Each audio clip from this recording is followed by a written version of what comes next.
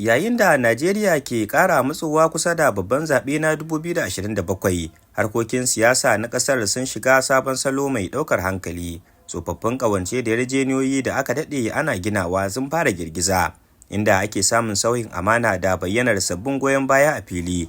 Wannan lamari ya sanya siyasar ƙasar cikin yanayin da masana ke kira fagen gwaji na gaske, domin duk wanda ya nasara zai mallaki ƙarfin siyasar Arewa da marigayi Muhammad Buhari ya bari. A cikin makonnin da suka gabata, wasu daga cikin fitattun magoya bayan tsohon shugaban ƙasa Muhammadu Buhari sun sauya sheka zuwa wajen tsohon mataimakin shugaban ƙasa Atiku Abubakar.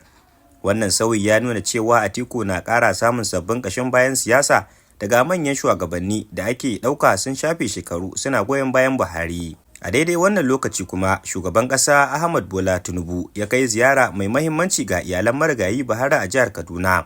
Masana harkokin siyasa sun bayyana wannan mataki a matsayin kokari na nuna cewa Tinubu na da ikon ci gaba da rike tasirin da Buhari ya bari, musamman Arewa, wadda ke da muhimmanci wajen nasarar kowane ɗan takara a babban zaɓe. Wannan rikicin siyasa a cewar masana baya takaita ga batun Tinubu da Atiku kawai, illa ma ya kunshi tambayar wane ne zai iya zama magajin siyasa na Buhari a Arewa. Wannan tambayar ce ke sa siyasar yanzu ta ɗauki zafi, domin kowane ɓangare na ƙoƙarin tabbatar da mallakar wannan tasiri kafin shiga zaben 2027. Shin wa zai fi rinjaye a Arewa wajen gado na siyasar Buhari, Tinubu ne ko Atiku? Ƙarshen rahoton kenan. Abdullahi Isa Aliyu, Aminci TV.